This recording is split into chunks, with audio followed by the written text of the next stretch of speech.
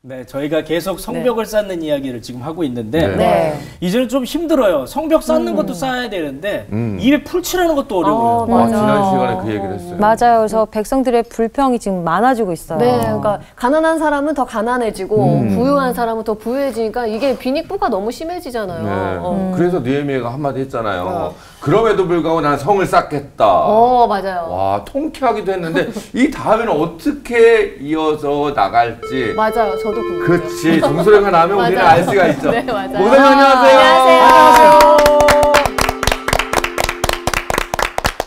자, 반갑습니다. 네. 다들 건강하게 잘 지내셨습니까? 네. 네. 이렇게 다시 뵙게 돼서 반갑습니다. 반가워요, 목사님. 자, 오늘 여러분들 환영합니다. 네.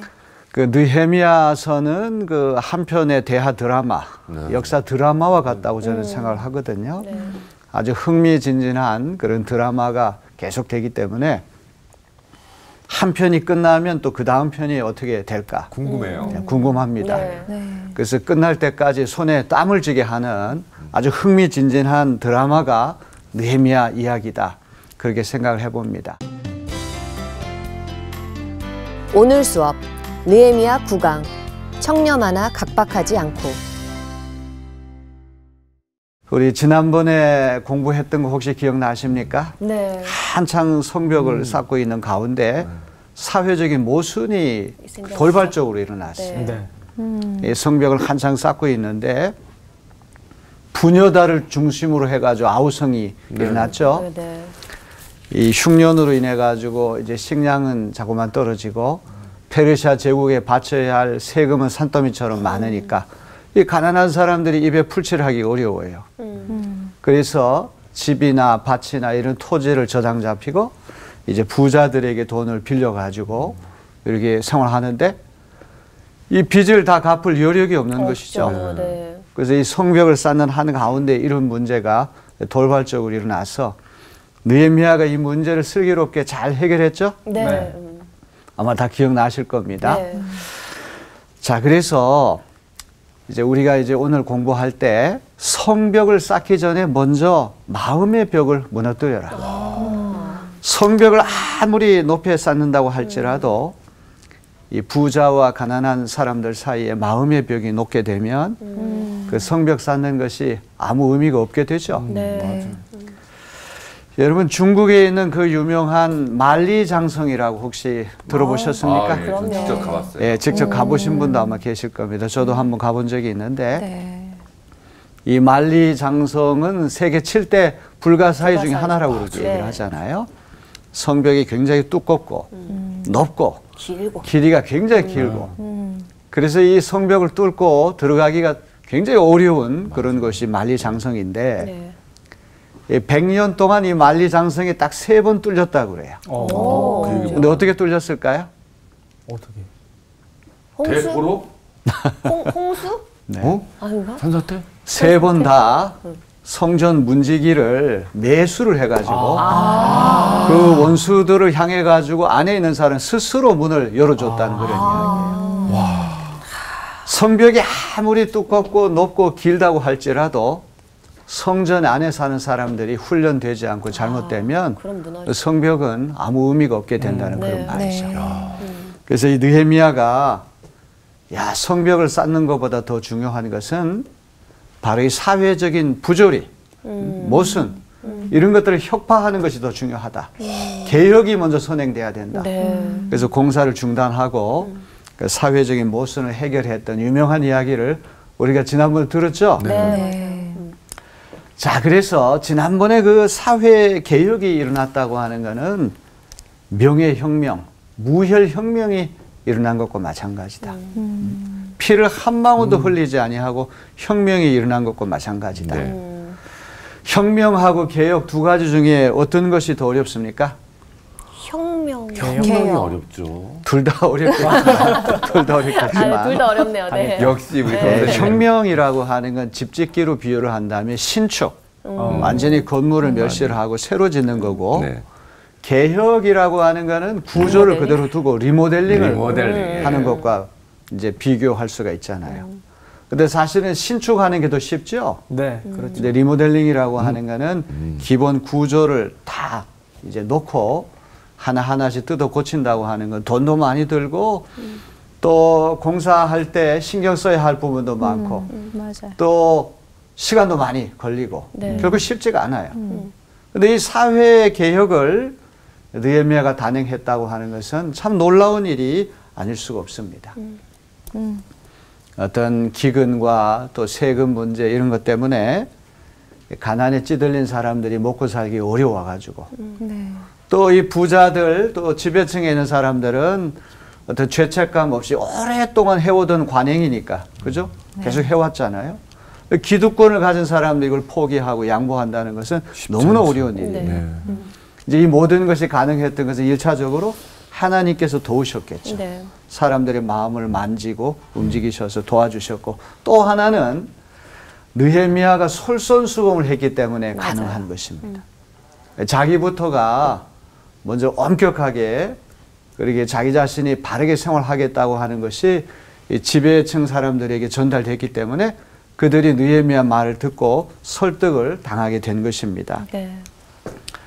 자, 이제 오늘 우리가 공부할 느헤미야 5장 14절로부터 19절은 사회 개혁이 이루어진 뒤에 덧붙이는 느헤미야의 개인 간증이라 이렇게 볼 수가 있어요. 간증. 이게 순서적으로 사회 개혁이 끝난 날 곧바로 일어난 것이라기보다는 예루살렘 총독, 유다 총독을 한 12년 정도 있었는데 이제 나중에 지난 날을 회고해 볼 때 그때 그 엄청나게 어려웠던 일이 잘 해결된 것은 느헤미야가 솔선수범했기 때문에 가능했다. 네. 그래서 이제 오고 가는 세대에 그 느헤미야의 어떤 지도력 같은 것들을 사람들에게 들려주기 위해서 12년 동안의 총독 생활을 마치고 이제 나중에 회고담으로 덧붙여 놓은 그런 기록이 오늘 말씀입니다. 네. 자, 오늘 말씀 굉장히 중요한 말씀이기 때문에 또 우리가 주의를 집중해서 잘 공부하는 그런 시간이 되었으면 합니다. 네. 자, 5장 14절을 한번 누가 읽어 주실까요? 나는 아닥사스다 왕 20년에 유다 땅 총독으로 임명받아서 아닥사스다 왕 32년까지 12년 동안 총독으로 있었지만 나와 나의 친척들은 내가 총독으로서 받아야 할 노계 혜택을 받지 않았다. 네, 여기 14절을 보게 되면 아주 중요한 정보가 하나 나오는데 느헤미야가 예루살렘 유다 총독으로 재직한 횟수가 몇 년입니까? 12년. 12년 동안 12년 동안을 유다 총독으로 있었는데 느헤미야와 느헤미야의 친척들은 총독으로 받아야 할 노계 혜택을 받지 않았다. 월급. 네, 요것이 중요한데요. 이 총독의 녹을 스스로 포기한 느헤미야. 녹이 뭐지? 자, 이 녹이라고 하는 것이 무엇일까요? 녹이 뭔가요? 그러니까 녹이 월급, 요즘으로 따지면 월급이라고 할 수 있고 공무원이었을 테니까 공무원이 받을 수 있는 혜택도 다 안 받았다는 얘기니까 대단한 거죠. 네. 근데 월급은 당연히 받아야 되는 거 아니에요? 그러니까 예를 들어서 혜택을 포기하는 거는 월급을 받고 그 이외의 것을 그 포기하는 정도로 건데. 돈이 많았나 보지. 자, 오늘 저기 우리 두 학생이 아주 중요한 말을 했는데 페르시아 제국으로부터 정상적으로 받아야 월급을 포기하면 어떻게 먹고 삽니까? 그렇죠. 생활 자체가 안 되잖아요. 정상적으로 받는 급료는 아닐 거예요. 그래서 이 노기라고 하는 것이 무엇인지를 먼저 우리가 알아야 되거든요. 자, 제가 한글 사전을 보니까 녹 혹은 녹봉이라고 하는 것은 벼슬나치에게 1년 또는 계절 단위로 나누어 주던 금품을 통틀어 이루는 말. 옛날에는 쌀도 주고 맞아요. 보리도 주고 명주, 배, 돈 이제 이런 것들을 주는 것이 녹봉이라고 그렇게 이야기를 해요. 그래서 우리가 어디 가서 일할 때 이제 월급이나 이런 거 받으면 녹을 받는다고 하는 네. 표현을 쓰는데 이게 옛날 그 녹이라고 한 녹봉에서부터 나온 말이거든요. 그러니까 나라의 녹을 먹는다 이런 네. 게. 거기서. 자, 그런데 이것이 정상적으로 받는 급료가 아닌 것은 틀림없을 거예요. 정상적으로 받는 급료마저 받지 않게 되면 그 먹고 살 길이 없잖아요. 그렇죠. 그건 말이 안 되는 것이죠. 그래서 영어 성경을 보니까 food allowance 이렇게 되어 있어요. 식량 급여. 그래서 이 노기라고 하는 이 말은 페르시아 국왕으로부터 받는 정당한 급료가 아닌 총독의 지위로 있으면서 예루살렘 주민들에게 세금을 부과할 수 없는 부수입. 일종의 과외 수입을 이야기하는 것입니다. 그러니까 이 느헤미야가 예루살렘 총독이라고 한다면 오늘로 말하면 서울시장과 같은 위치에 있잖아요. 네. 그러면 아직 이제 유다라고 한 나라가 재건되기 전이니까 한 국가의 대통령과 같은 위치에 있다고도 볼 수 있잖아요. 그렇죠. 네. 그러면 페르시아 제국의 외교 사절단들이 이 방문을 많이 하겠죠. 네. 외국 손님들도 많이 올 것이고 또 유다의 관리들, 특별히 토목공사 할 때 이런 공무로 만난 손님들이 얼마나 많겠습니까? 그럼 이 총독 공관에서 이분들을 다 대접을 해야 돼요. 그러니까 유흥비라든지 어떤 접대비. 그래서 오늘 이 성경에서 얘기하는 노기라고 하는 것은 정상적인 급료를 얘기하기보다는 과외 수입, 부수입. 이제 어떤 총독 공관을 운영해 나가고 또 정치를 하기 위해서 필요한 여러 가지 부수입 같은 게 필요하잖아요. 그걸 얘기하는 건데 이거를 자발적으로 포기했다고 하는 그런 말입니다. 네. 자, 15절을 한번 누가 읽어보실까요? 네. 그런데 나보다 먼저 총독을 지낸 이들은 백성에게 힘겨운 세금을 물리고 양식과 포도주와 그 밖에 하루에 은 40세겔씩을 백성에게서 거두어 들였다. 총독들 밑에 있는 사람들도 백성을 착취하였다. 그러나 나는 하나님이 두려워서도 그렇게 하지 않았다. 아, 이렇게 녹을 거뒀다는 네.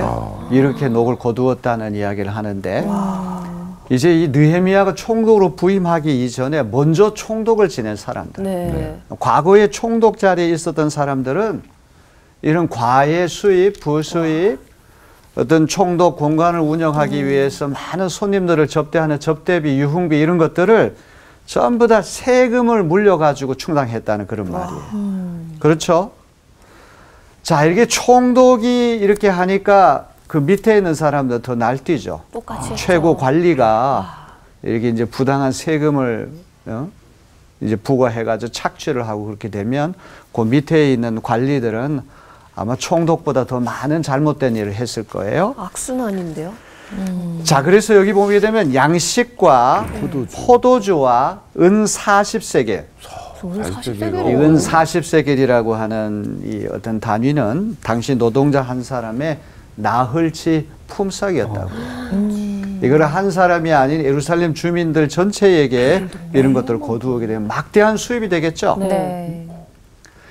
전임 총독들 때는 이런 것들을 아무 죄책감 없이 하나의 관행으로 자기 급료에서 하는 것이 아니라 이제 과외 수입, 부수입 이런 것을 얻기 위해서 백성들에게 세금을 부과해가지고 충당했다는 그런 말이에요. 아니, 백성들은 왜 말을 못했을까요? 왜 말을 못했을까요? 그 시대는 우리 시대하고는 달랐겠죠. 전제군주 시대고 독재 시대고 또 총독 자리에 있으면 뭐든지 하늘에 나는 새까지도 떨어뜨릴 수 있는 막강한 권세를 가진 그런 시대가 아닙니까? 말이 곧 법일 테니까. 말이 곧 법인 그런 시대였기 때문에 백성들이 착취를 당하고 압제를 당해 누구 하나 입도 뻥끗 할 수 없는 그런 시대였을 거예요. 그러니까 아주 당연한 것으로 이런 접대비, 유흥비는 당연히 백성들이 세금을 내가지고 충당해야 된다. 이제 이런 생각이 아주 자연스러웠던 시대에 느헤미야는 그것을 자발적으로 포기하겠다. 야, 진짜 이런 자세를 우리에게 보여주고 있거든요. 자, 16절을 누가 한번 읽어보세요. 네. 나는 성벽 쌓는 일에만 힘을 기울였다. 내 아랫사람들도 뜻을 모아서 성벽 쌓는 일에만 마음을 썼다. 그렇다고 우리가 밭대기를 모은 것도 아니다. 자, 그래서 느헤미야는 내가 여기에 온 가장 중요한 목적은 예루살렘 성벽을 재건하기 위해서 왔다. 성벽 쌓는 일이 1차적인 목적이니까 성벽 쌓는 일에 매진했다. 네. 맨 위에 있는 사람이 이러니까 밑에 있는 부하들도 아래 사람들도 뜻을 모아서 성벽 쌓는 일에만 집중했다. 오로지. 이런 고백을 하잖아요. 그 다음에 그 재미있는 말이 그렇다고 우리가 밭대기를 모은 것도 아니다. 밭대기가 뭐예요? 밭대기를 모은 것도 아니다. 이 말에서 어떤 느낌이 오나요? 뭐 밭대기? 부를 창출하거나 내 개인적으로 소득을 얻지 않았다? 이런 정도? 밭대기를 모은 것도 아니다. 이만 부동산 투기를 하지 않았다. 이런 뜻이 되는 거예요. 밭대기. 자, 느헤미야는 부동산 투기를 하지 않았는데 맞아, 저희 이게 맨 위에 있는 지도자 그렇게 하니까 밑에 있는 사람들까지도 따라가지고 이 부동산 투기를 근절했다고 하는 그런 이야기예요. 자, 우리 지난번에 우리 공부할 때 예루살렘 포로 귀환이 몇 차에 걸쳐서 일어났다고 말씀드렸죠? 3차. 이제 바벨론 제국이 예루살렘을 침략할 때도 몇 차? 3차. 세 번에 걸쳐 침공했는데 네. 포로 귀환도 3차에 걸쳐 가지고 일어났거든요. 네. 그러니까 나라를 빼앗겼다가 다시 이제 고국으로 돌아와 가지고 새로운 도시, 새로운 국가를 재건하게 될 때 오랫동안 벌어졌던 땅에 이제 사람들이 속속 들어오니까 땅값이 폭등할 거 아닙니까? 그러면 이제 총독을 비롯해서 고위 관리들이 야, 지금 땅을 사두면 나중에 이게 천정부지로 땅값이 폭등해 가지고 이제 큰 부자가 될 날이 올 것이다. 누구나 다 그런 생각하죠. 하겠죠. 네. 네. 그래서 부동산 투기를 하기에 아주 가장 좋은 그런 시기였는데 느헤미야는 그런 일을 하지 않았다. 자, 이 부동산 투기는 뭐 이런 게 다 합법적인 거 아니겠습니까? 그 네. 시대에 자본이 있는 사람, 어떤 경제적인 여유가 있는 사람이 밭이나 뭐 집이나 이런 것들을 다 이제 산다든지 네. 아니면 지난번에 이제 고위 관리들, 이제 부자들이 가난한 사람들 세금도 내야 되고 또 식량도 부족하니까 집이나 밭 이런 것들을 저당 잡혀가지고 돈을 빌려주잖아요. 네. 고리 대금, 고액의 이자를 붙여가 돈을 빌려주는데 그걸 갚지 못하면 이제 저당 잡힌 것들을 그 주인이 뺏는 뺐죠. 것이죠. 네네. 이런 것도 다 일종의 이제 부동산 투기죠. 이게 밭을 모아드리고 집도 이제 사드리고 느헤미야가 이런 일을 하지 않았다는 거예요. 그래서 우리 속담에 윗물이 맑아야 아랫물이 맑다. 위에 있는 지도자가 바른 자세를 보여주면 밑에 있는 사람들도 똑같은 자세를 보일 수가 있잖아요. 네. 느헤미야가 이렇게 여러 가지 사회 개혁을 단행할 수 있었고 이 내후 외환 안팎으로 굉장히 많은 도전과 위기가 있었지만 그것들을 다 이겨내고 성벽을 잘 쌓을 수 있었던 비결은 첫째는 하나님이 도와주신 것, 두 번째는 느헤미야가 훌륭한 사람이라는 거죠. 인품이 됐어. 인품이 됐다는 말이죠. 청백리 어떤 정신을 가지고 이제 이끌어 가니까 사람들이 그 모습을 보고는 다 감동을 받아가 따라가는 것이죠. 그래서 이제 지도자에게는 두 가지 타입의 지도자가 있다고 그러잖아요. 나를 따르라 하는 그런 지도자가 있고 공격 앞으로 하는 지도자가 있다는 공격 거예요. 앞으로. 전쟁이 일어났을 때 소대장이 맞아. 공격 앞으로 하는 얘기는 자기는 앞에 안 나가고 자기는 먼저 죽으면 안 되니까 뒤에 이제 꼰총 딱 차고는 빨리 나가 싸우라 네. 이렇게 하는 사람이죠. 그러나 나를 따르라 하는 사람은 자기가 먼저 죽을 각오를 하고 앞장서 가지고 전투에 임하는 사람이죠. 느헤미야는 어떤 타입의 사람이에요?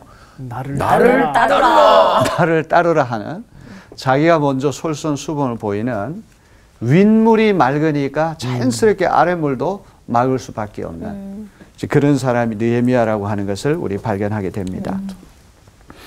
나는 새도 떨어뜨릴 만한 이 총독이 부정부패를 일삼으면 그 밑에 있는 사람들은 말할 것도 없겠죠. 그렇죠?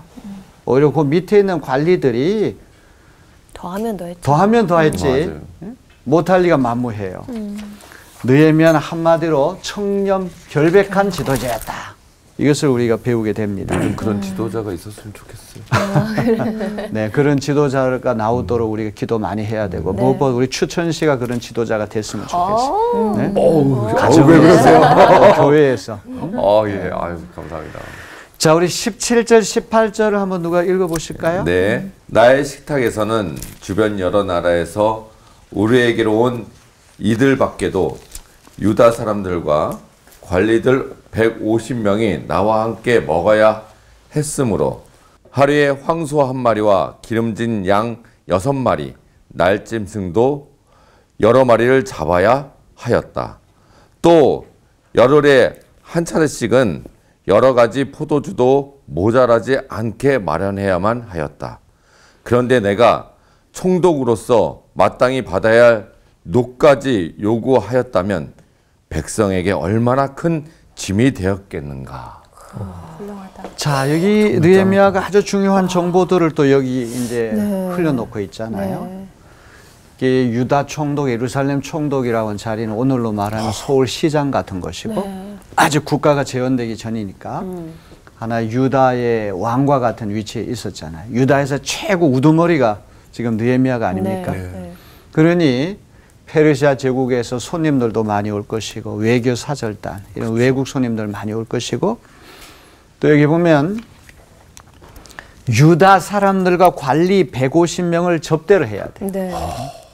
이런 거는 안 할 수가 없는 것이죠. 네, 그렇죠. 사기 진작을 위해서 어떤 외교 관계를 위해서 이제 마땅히 대접해야 할 때는 대접해야 되고 또 유흥비, 사기 진작으로 이런 경비들이 다 필요하죠. 네.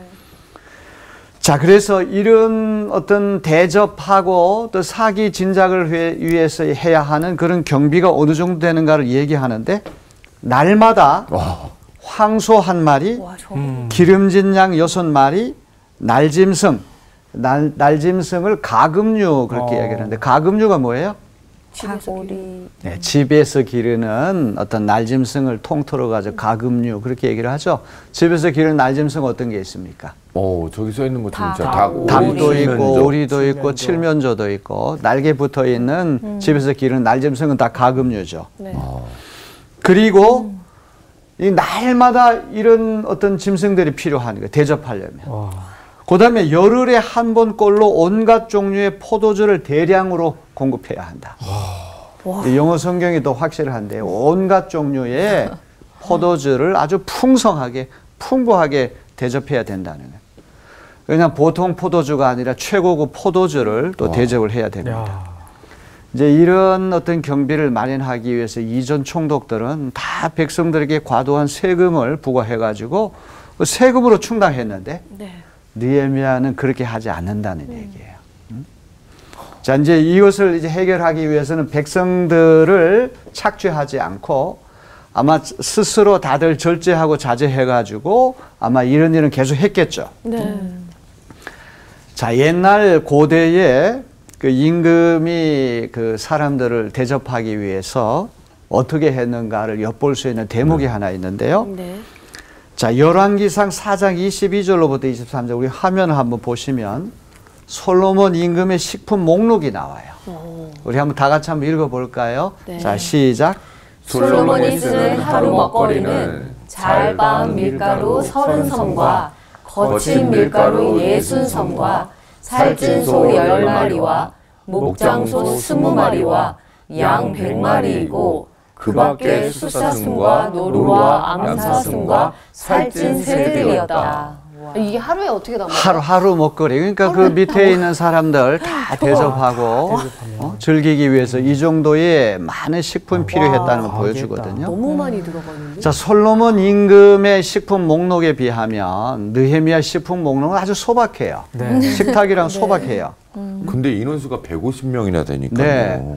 그런데 이제 그 사람들이 전부 다 어떤 성벽 축조 공사와 관계된 어떤 실무자들. 네. 그렇죠? 그런 사람들 얘기도 듣고 또 앞으로 공정을 어떻게 진행해 나갈 것이고 계획을 세우고 이러려면 식사 자리가 필요하잖아요. 맞아요. 다 실무적인 차원에서 필요한 그런 일인데 이전에는 백성들에게 과도한 세금을 부과해가지고 그걸 다 이제 착취를 했는데 느헤미야는 이것을 근절했다. 이제 그 이야기를 우리에게 보여주고 있는 것입니다. 자, 느헤미야 이전 총독들은 이런 종류의 경비를 충당하고자 가난하고 불쌍한 백성들을 압제하고 착취해가지고 충당했는데 느헤미야는 이런 관행을 일소했다. 이것도 또 하나의 새로운 사회 개혁이죠. 네. 지난번에 이제 가난한 사람들이 압제를 당해가지고 남편들은 다 성벽 축조 공사에 나가 있는데 이제 처자식들, 그 아내와 이제 자식들이 먹고 살 길이 막연하니까 이 아우성이 원성이 여성들로부터 먼저 터져 나왔잖아요. 네. 그런데다가 또 이런 일까지도 그 어떤 세금을 내야 되니까 얼마나 어려웠겠습니까? 그렇겠네요. 자, 이제 거듭 말씀드리지만 이제 이런 경비를 느헤미야가 자기가 받는 정상적인 급료를 포기했다는 말은 절대 아닐 거예요. 그렇죠?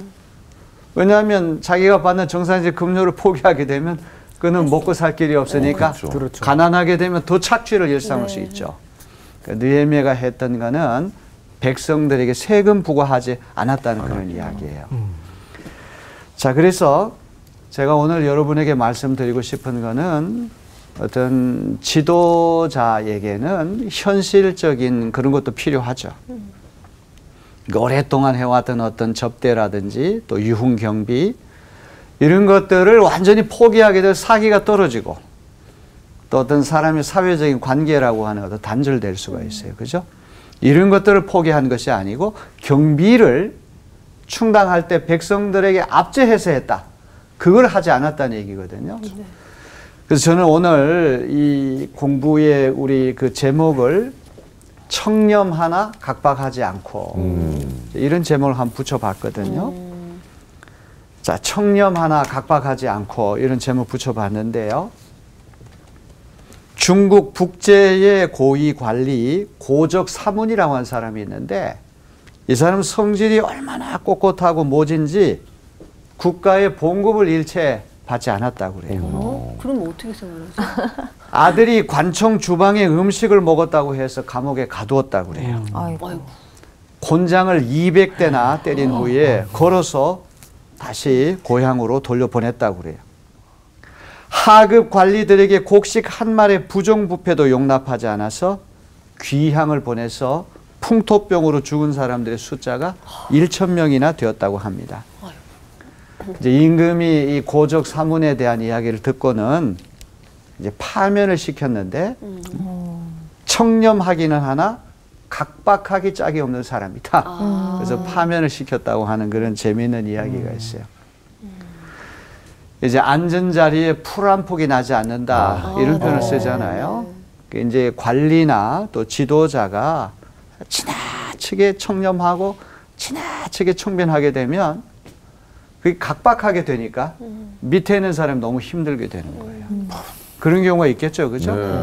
네. 느헤미야는 상당히 판단력과 지혜가 뛰어난 지도자이기 때문에 청렴하기는 하지만 밑에 사람들을 이렇게 각박하게 대하는 그런 지도자는 아니다. 이것이 오늘 우리가 이 공부할 때 꼭 잊지 말아야 할 그러한 포인트가 아닌가 싶습니다. 네. 그렇죠. 네, 맞아요. 성벽 샀는데 그 뭐 대접도 한 번 안 하고 뭐 잔치도 한 번 안 하고 계속 일만 시키면 그 일하는 사람들 또 가만히 있겠습니까? 한계가 있죠. 그렇죠. 그렇죠. 옛날에 있었던 총독은 이렇게 했는데 그러면서 다 비교하죠, 비교. 불평하고 비교하고 원망할 거 아닙니까? 그러니까 이런 일을 할 때 백성들을 착취해서 했던 그 관행을 일소했다는 것이지 이런 현실은 느헤미야가 충분히 인정을 했다는 그런 이야기입니다. 네. 그래서 이제 너무 맑은 물에는 물고기가 살지 않는다는 그런 네. 말이 있잖아요. 그죠? 너무 이제 맑게 되면 물고기가 살기 힘든다는 그런 이야기 있기 때문에 이 지도자에게는 현실을 잘 해할 수 있는 지혜와 판단력이 있어요. 필요해요. 그렇죠? 너그러움만 필요해요. 네. 자, 우리 다산 정약용 선생이 들려주는 재미있는 이야기를 우리가 한번 살펴보려고 그래요. 네. 다산 정약용 선생 여러분 아시죠? 아유, 네. 그럼요. 조선시대의 아주 최고가는 학자고 수많은 책들을 내신 분 아닙니까? 네. 우리 국사 시간에 일표이서라고 들어봤죠? 네? 일표이서, 들어오는 경세유표, 목민심서, 흠음신서. 들어가죠. 목민심서 여러분 잘 아실 거예요. 그죠? 네.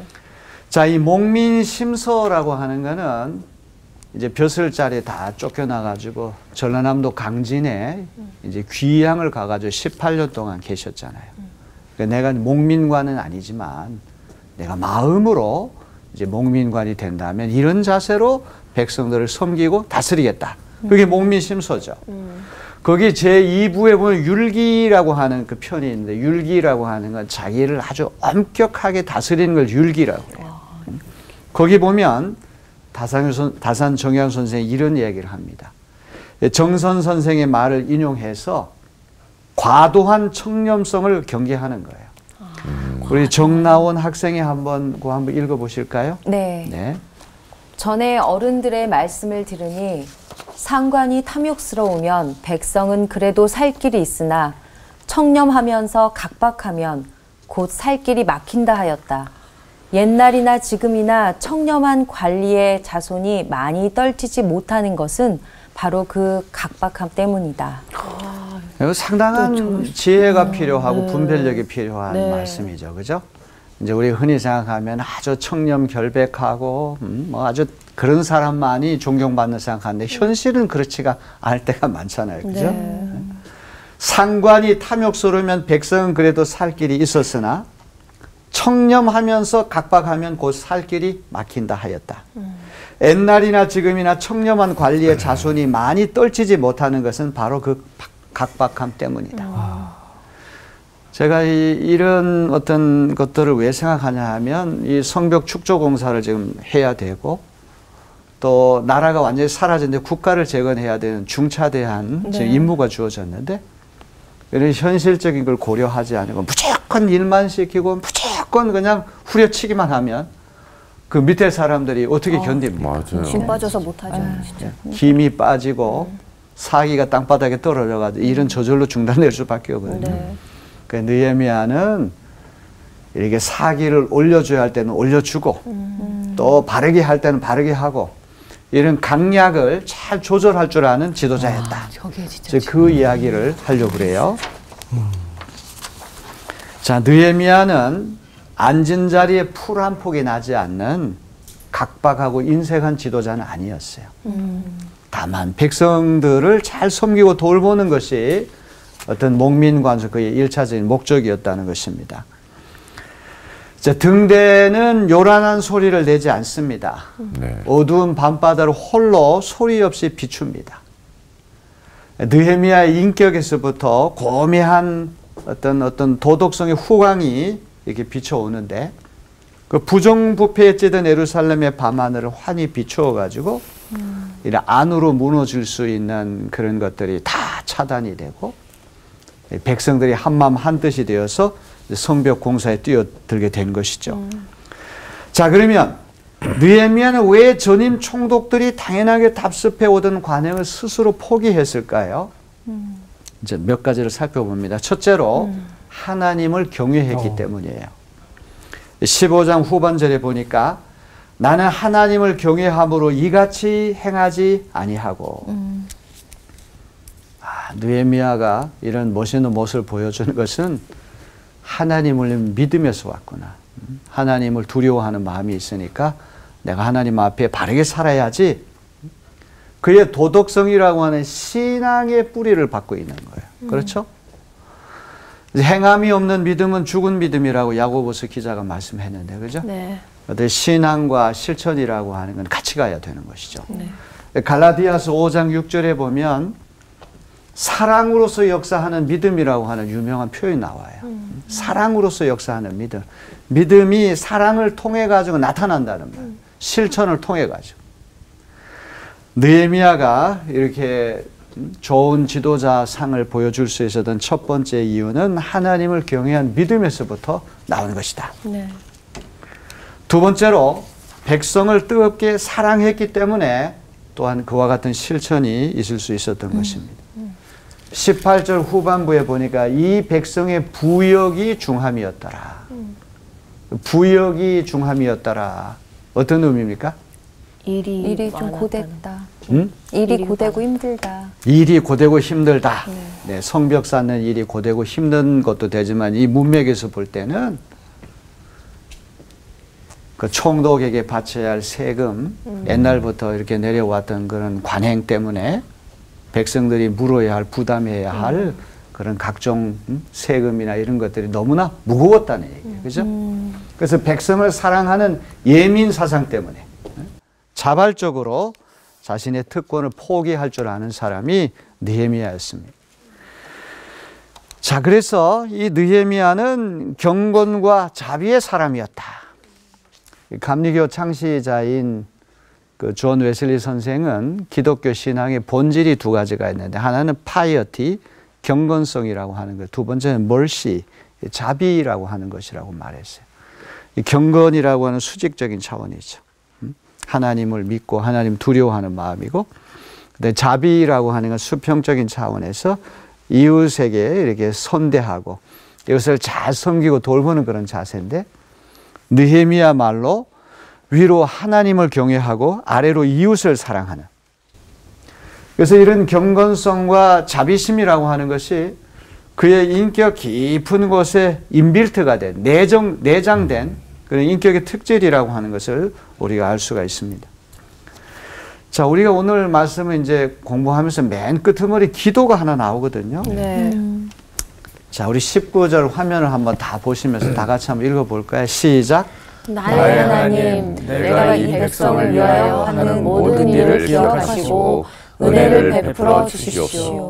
이 간단한 기도거든요.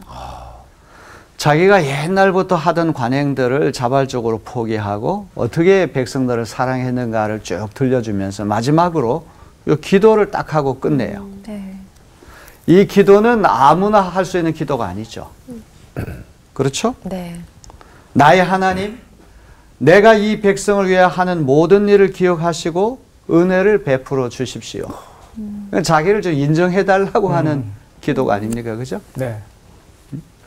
이런 기도는 사람들에게 칭찬받고 사람들에게 인정받으려고 하는 것이 아니라 오로지 하나님으로부터 칭찬받고 하나님께 인정받으려고 하는 진정한 하나님의 종, 공복, 참으로 모든 사람이 종이라고 하는 의식을 가진 사람만이 드릴 수 있는 기도죠. 그렇죠? 네. 나의 하나님, 내가 이 백성을 하는 모든 일을 기억하시고 은혜를 베풀, 자기 한 일을 하나님 기억해달라고 하는 얘기는 아무나 드릴 수 있는 기도가 아니에요. 자, 오늘 이제 우리가 이제 그 느헤미야서 5장 말씀 이제 우리 공부했는데, 여러분들 이 내부에서부터 계속 일어나는 어떤 쌓이고 쌓인 문제를 느헤미야가 해결하는 것들을 잘 배우셨죠?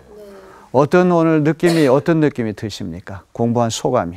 사실 많은 사람들이 문제가 생기면 남의 탓을 먼저 하기 마련인데, 느헤미야는 그러지 않고 내가 먼저 실천을 하겠다는 생각을 해서 오히려 하나님의 하시는 일을 더 돋보이게 만들지 않았을까라는 생각이 들었어요. 좋습니다. 네, 아주 좋은 멘트 같습니다. 또 저는 십자가를 다시 한번 생각해 보게 됐어요. 그 십자가가 위로 그리고 좌우로 돼 있는데, 위로는 하나님을, 좌우로는 이웃을 생각하는 거를 저는 항상 그거를 기억하려고 노력을 하거든요. 그래서 그거를 오늘 좀 묵상하게 되는 시간이었던 것 같아요. 1차적으로 하나님을 경외하는 믿음을 가지니까 2차적으로 유다 백성들을 사랑하는 어떤 십자가의 어떤 사랑의 정신이 느헤미야 그대로 일어났다. 아주 좋은 말씀인 것 같습니다. 우리 정나온 학생. 예수님이 얘기하신 하나님 사랑, 이웃 사랑, 느헤미야는 그렇게 살았구나, 그런 생각이 들었습니다. 네, 좋습니다. 그다음 우리 이강준 학생. 리더로서의 책임이 정말 크다라는 생각이 들었어요. 저는 과연 리더감인가? 라는 생각도 들고, 느헤미야가 그렇게 본인을 헌신해가면서 하는 그런 용기에 저는 인간적으로도 어찌 보면 이제 하나님 믿는 사람으로서도 정말 대단한 사람이다라고 생각이 들었어요. 그러길래요. 이제 느헤미야는 위기 시대의 지도자 아닙니까? 이게 태평성대의 모든 일이 잘 굴러가는 그런 시대의 지도자로 발탁을 받은 것이 아니라 굉장히 위험이 많아요. 그죠? 외부에도 위험이 많고 내부에도 위험이 많고 까딱 하나 판단 잘못하게 되면 성벽 공사 전체가 다 중단되고 또 유다 민족이 또 엄청난 어려움을 겪어야 하는 그런 아주 절체절명의 시기에 하나님께 느헤미야를 통해서 놀라운 일을 하시잖아요. 그래서 이제 하나님께서 하신다고 그래가지고 사람은 손도 까딱 안 하는 게 아니죠. 준비된 사람을 하나님 쓰시는 거죠. 느헤미야가 이렇게 유다 총독이 돼서 이런 일을 하기까지 얼마나 그가 자기 자신을 훈련을 했을까요? 얼마나 기도를 많이 했을까요? 그죠? 하나님은 준비된 사람을 지도자로 쓰신다. 이 한 가지 교훈을 꼭 기억했으면 좋겠습니다. 네. 자, 오늘 공부 여기서 마치겠습니다. 또 다음 편을 기대해 주십시오. 네. 자, 고맙습니다. 감사합니다. 와, 저는 오늘 말씀 듣고 저한테 질문 하나를 하게 됐어요. 너는 준비되어 있느냐? 준비되어 있습니까? 아니, 저는 천국 가서 느헤미야님을 만나면 느헤미야님을 만나면 여쭤보고 싶어요. 어떻게 내가 가진 것을 가지고 각박하지 않게 그 사람들에게 베풀어 주는지 그 비법이라고 해야 되나요? 그거 한번 물어보고 싶네요. 물어보고 다시 오세요. 네. 정말 본받고 싶은 느헤미야예요. 진짜 그렇습니다. 인간적으로 봤을 때는 진짜 하기 힘든 행동이고 내려놓기 어려운 행동임에도 불구하고 하나님을 정말 사랑하고 하나님께 더 받은 은혜가 크기 때문에 느헤미야가 그런 행동을 쉽게 한 거라 저는 생각이 들거든요. 어찌 보면 우리가 하나님과의 그 관계가 가장 중요하다고 생각하는 그런 오늘의 배움이지 않았나 생각이 들면서 나와 하나님과의 관계를 조금 더 끈끈하게 만드는 그런 한 주가 되었으면 좋겠습니다. 네, 좋습니다.